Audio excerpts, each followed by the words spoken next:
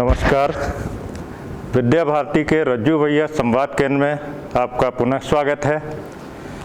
पिछले 2 अंकों में आपने सुना कि बच्चों के संक्रमण की संभावना को देखते हुए क्या क्या सावधानी बरतनी है। बच्चे हैं अनमोल, इस कड़ी के तीसरे अंक में आज आपका स्वागत है। आज के कार्यक्रम की अध्यक्षता राष्ट्रीय स्वयंसेवक संघ के वरिष्ठ प्रचारक और इतिहास संकलन योजना के अखिल भारतीय सह संगठन मंत्री श्री संजय जी कर रहे हैं। संजय जी ने समाज में बहुत काम किया। संजय जी, आपका रज्जू भैया संवाद केंद्र में स्वागत है। संजय जी के दाहिने हाथ उत्तर प्रदेश प्रशासनिक सेवा के अधिकारी श्री पवन कुमार जी हैं। पवन कुमार जी 2008 बैच के IAS ऑफिसर हैं। विभिन्न जनपदों में आपने जिलाधिकारी के रूप में कार्य करते हुए समाज को बहुत नज़दीक से देखा। प्रशासन की क्या व्यवस्था कब कहाँ कैसे होनी चाहिए, इस पे आपका बहुत ही साफ दर्शन है। आज वर्तमान में आप भाषा विभाग में विशेष सचिव हैं। पवन कुमार जी, आपका स्वागत है रज्जू भैया संवाद केंद्र में। पवन कुमार जी के दाहिने Indian red cross society Uttar Pradesh के उपाध्यक्ष श्री सत्यानंद पांडे जी हैं। आज के विशेष वक्ता हैं। सत्यानंद पांडे जी समाज में निरंतर काम कर रहे हैं। आज के वक्ता के तौर पे सत्यानंद पांडे जी का स्वागत है। बच्चे हैं अनमोल, क्या तीसरी लहर आएगी? आएगी तो क्या बच्चे वास्तव में ज़्यादा संक्रमित होंगे? अगर बच्चे संक्रमित हुए तो हमें क्या करना होगा? जो भी अभिभावक इस बातचीत को, इस परिचर्चा को सुन रहे हैं, वो निरंतर इसको अपने बीच, अपने अन्य परिवारों के बीच भी भेजते रहें ताकि सभी लोग जागरूक हो सकें और भारतवर्ष तीसरी लहर से बचने के लिए उद्यत हो सके। तो सबसे पहले मैं आज के मुख्य वक्ता सत्यानंद पांडे जी से अनुरोध करूंगा। सत्यानंद पांडे जी, क्या तीसरी लहर आएगी? क्योंकि आपने पहली लहर में भी बहुत काम किया, दूसरी लहर में भी बहुत काम किया। जो आपका यह मुख्य प्रश्न है, यह अभी तक जो स्थितियां आई हैं उसके अनुरूप देखा जाए तो प्रथम लहर के बाद ही ये लग रहा था कि अब कोरोना शायद पूर्ण रूप से समापन की ओर अग्रसर है। लेकिन कुछ स्थितियां ऐसी बदलीं, अभी इस लहर का जो समापन है दिख रहा है कि अब ये धीरे धीरे लहर शांत हो रही है और इसलिए अब आशंका ये समझी जा रही है कि जो सबसे छोटा आयु वर्ग का जो बच्चा है, वो जो अभी तक प्रभावित नहीं हुआ, कहीं उस पर यह अटैक ना करे। तो जो अभिभावक इन दोनों लहरों से जो सीख लिए हैं उसको अपना करके, इसमें मुख्य रूप से 3 बिंदु हैं जो हमारी केंद्र सरकार या वैश्विक परिवेश में या प्रदेश सरकार या हम सभी लोग जो जानते हैं कि सर्वप्रथम मास्क अभिभावक लगाएं, दूसरा शारीरिक दूरी अत्यंत आवश्यक है और तीसरा सफाई।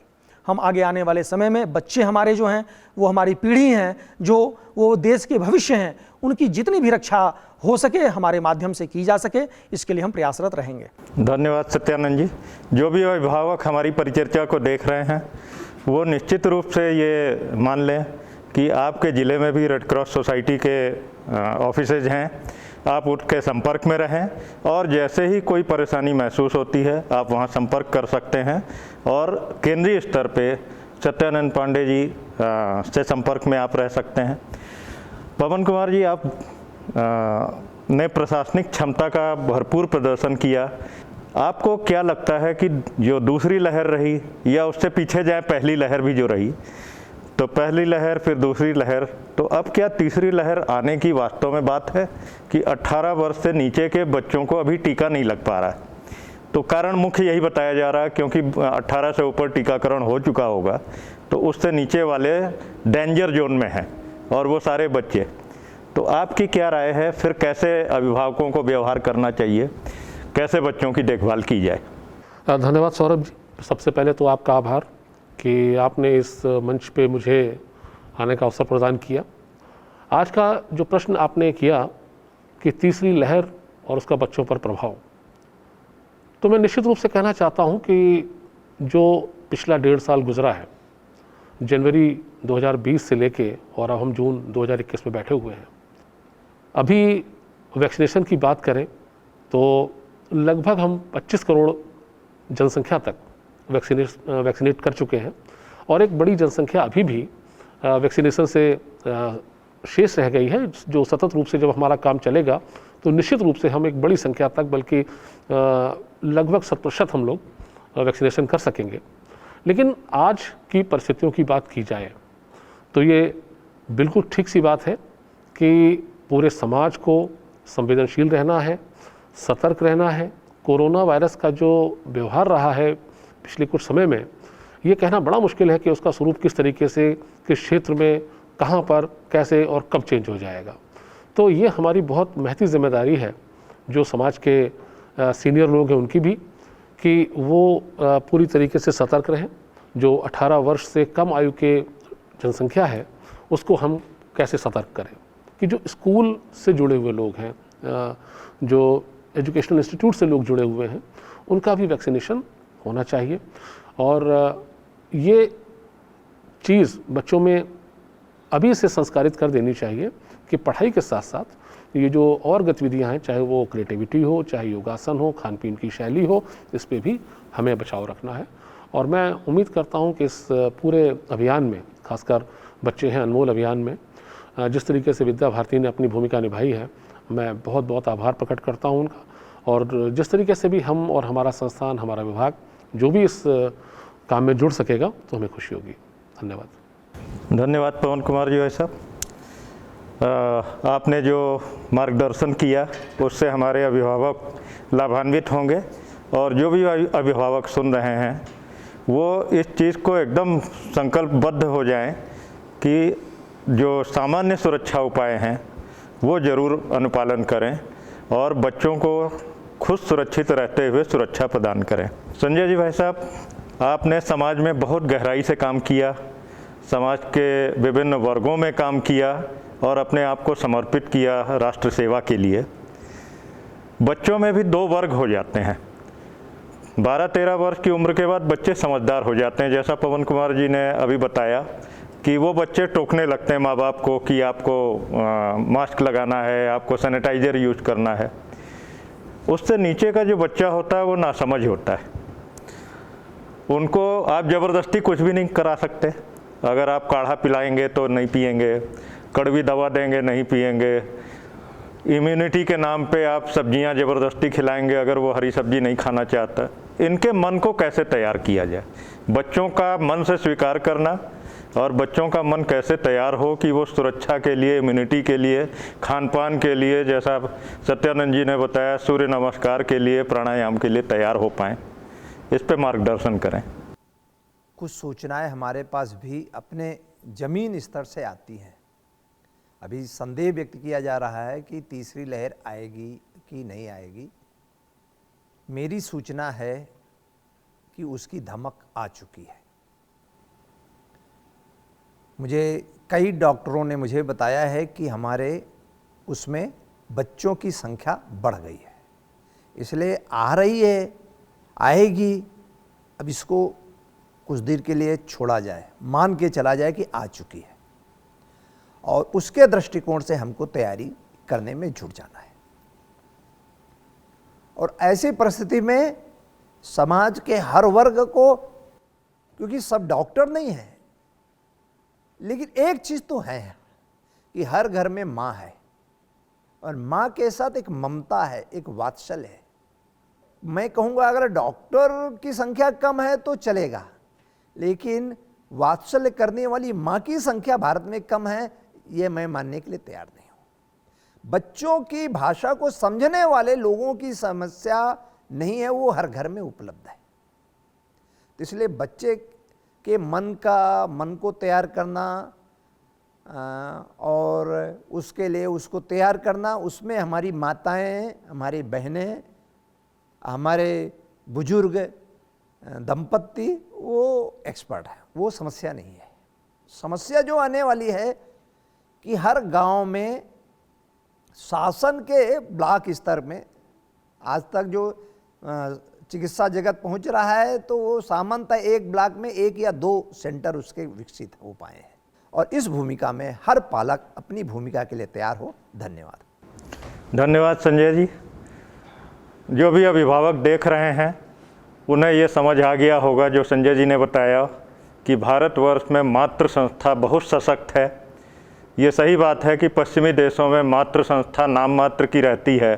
सत्यानंद जी भाई साहब, क्या रेड क्रॉस सोसाइटी जिले स्तर पे या अन्य विभिन्न स्तरों पे कुछ ऐसी हेल्पलाइन भी चलाती है जिसमें अगर परिस्थिति कुछ गड़बड़ हो, कोई समस्या हो तो उस पर संपर्क किया जा सके?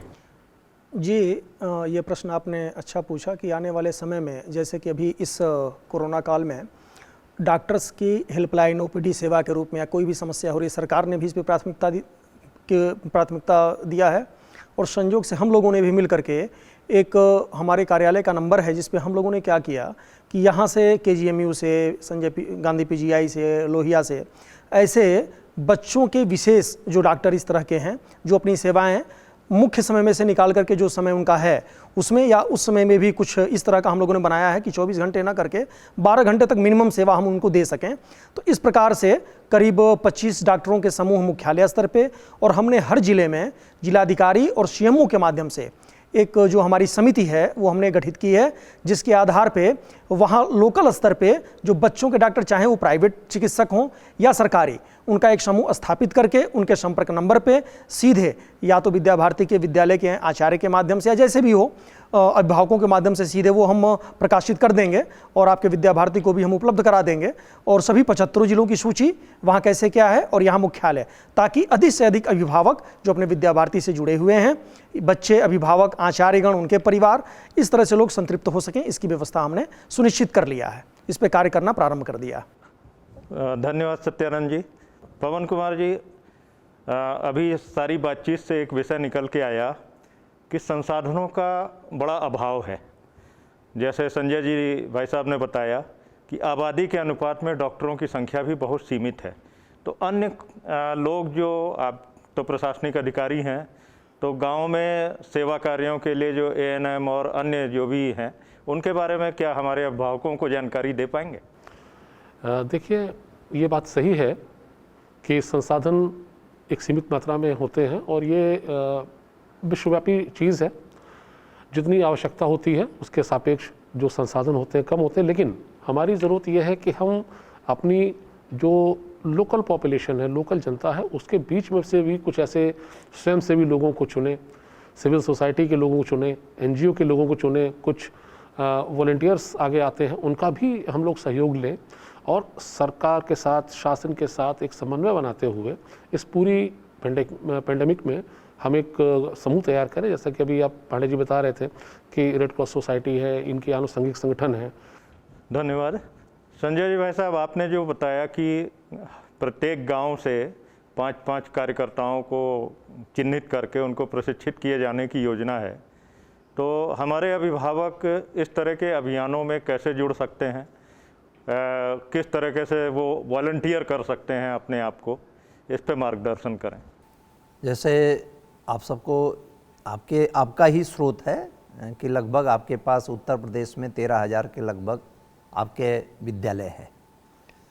औसत में प्रत्येक ब्लॉक में एक विद्यालय तो है ही न्यूनतम, और उससे नीचे है, कुछ जगह पर न्याय पंचायत स्तर पर है।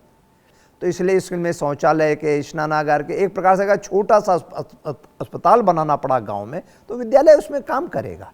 इसलिए हम विद्यालय को उसका केंद्र बिंदु बनाएंगे ही इसमें। धन्यवाद संजय जी। तो सभी अभिभावक ये जानकर खुश होंगे कि विद्या भारती के जितने भी विद्यालय हैं वो केंद्र में रहेंगे।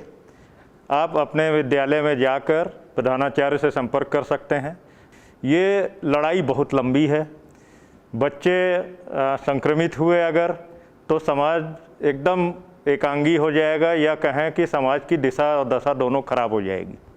इसलिए हमें चिंता करनी है, बच्चों को हर हाल में बचाना है। आज की परिचर्चा हम यहीं पे समाप्त कर रहे हैं। अगली परिचर्चा में अगले बृहस्पतिवार को 17 तारीख को 3:30 बजे हम फिर यहीं पे मिलेंगे। आपकी किसी भी तरह की कोई क्वेरी हो, किसी भी तरह की कोई जानकारी प्राप्त करनी हो, तो आप जिस चैनल पे देख रहे हैं उस पे अपने विषय को भेज सकते हैं और अगली परिचर्चा में जो वक्ता होंगे उनसे उनका जवाब दिलवाएंगे। धन्यवाद।